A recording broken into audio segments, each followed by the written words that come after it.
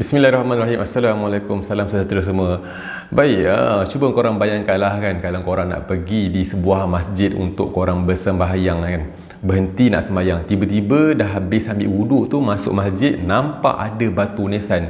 Bila kita cerita tentang batu nisan ni, dalam kepala kita, otak kita mesti ingat itu kubur.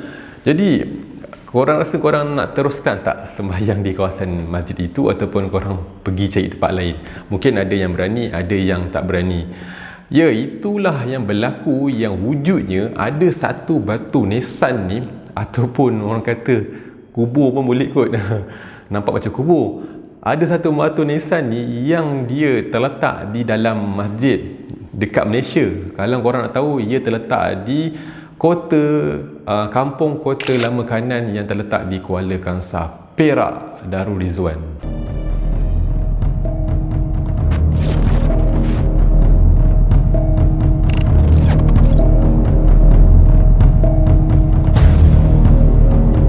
Bagi mereka yang berasal ataupun duduk di Kuala Kangsar, Perak, Darul Rizwan ni, mungkin mereka tahulah tentang cerita ada satu batu nisan yang terletak di kampung Kota Lama Kanan.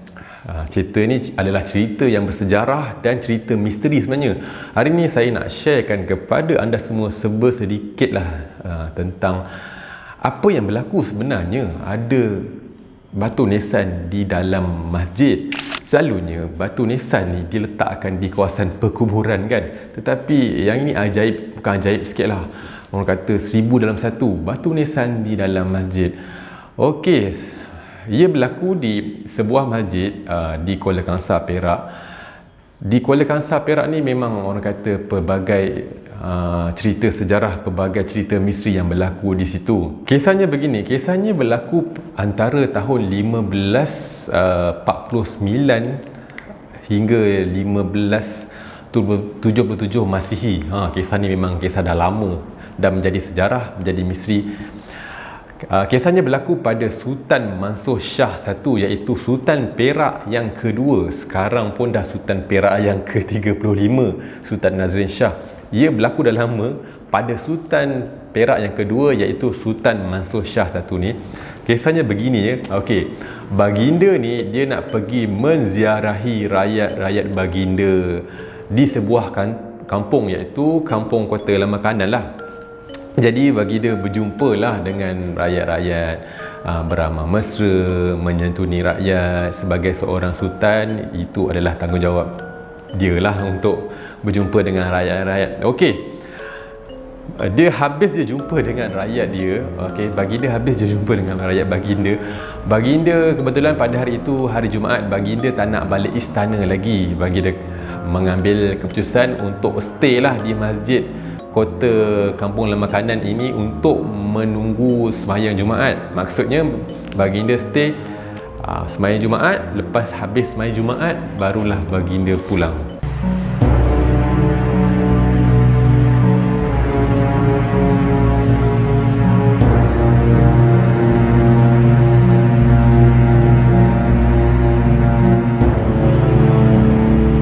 Ketika itu baginda duduk di saf yang pertama sekali, saf yang di hadapan sekali di dalam masjid. Ketika baginda orang kata beriktikaf lah di dalam masjid sementara nak tunggu khutbah pertama bermula, rakyat ataupun jemaah masjid itu dikejutkan dengan kehilangan secara tiba-tiba baginda. Sultan Mansur Shah ni tiba-tiba hilang, duduk di hadapan tiba-tiba hilang. Jadi para jemaah di dalam masjid tu dia terkejutlah dengan kehilangan secara orang kata secara tiba-tiba. Hilang tiba-tiba macam tu. Kalau orang kata Sultan Mansur Shah ni dia keluar ke, mestilah para jemaah kat situ nampak sebab duduk di saf di hadapan sekali. Ini tak, tiba-tiba hilang. Jadi bila baginda hilang, rakyat baginda pun mencari di manakah Sultan Mansur Shah ni berada. Tak jumpa, cari tak jumpa. Beratus-ratus orang cari tak jumpa, dengan bantuan pihak polis semua tak jumpa. Kalau dibunuh pun mestilah jumpa kan, at least jumpalah mayat dia. Tapi ini tak jumpa langsung sampai sekarang. Jasad baginda tidak ditemui. Selepas peristiwa itu berlaku, dalam jangka masa yang panjang, kelibat baginda pun dah tak nampak langsung. Batang hidung baginda pun dah tak nampak. Jasad kot-kot lah, jumpa mayat pun dah tak nampak. Kot-kot lah baginda ni dibunuh ke ataupun meninggal dunia, mayat pun tidak ditemui. Oleh sebab dalam jangka masa yang panjang, baginda ni langsung tidak ditemui, langsung tak nampak kelibat. Jadi rakyat baginda pun menganggap baginda sudah pun wafat, sudah pun meninggal dunia. Sampai sekarang pun tak jumpa-jumpa. Jelah, menjadi kebiasaan lah kalau seseorang itu hilang tanpa jejak dalam waktu yang lama, dalam tempoh yang lama. Kebiasaannya kita akan menganggap orang itu telah meninggal dunia, telah tiada. Dari Allah kita datang, dari Allah jugalah kita kembali. Ketika pemerintahan Sultan Perak yang ke-28 iaitu Sultan Idris Mursyidul Azam Shah, baginda mentitahkan supaya ada letak satu tanda di manakah Sultan Mansur Shah ini kali terakhir di manakah baginda berada. Jadi itulah yang kita nampak, ada batu sepertinya batu nisan berada di situ. Itu hanya tanda di manakah Sultan Mansur Shah berada, kali terakhir berada. Kalau kita tengok kan, memang macam batu nisan lah kan. Jadi batu nisan tu bukannya batu nisan yang ada ditanam mayat di dalamnya, tak. Itu hanya sebagai tanda di mana kehilangan, di mana tempat kali terakhir Sultan Perak kedua ni berada.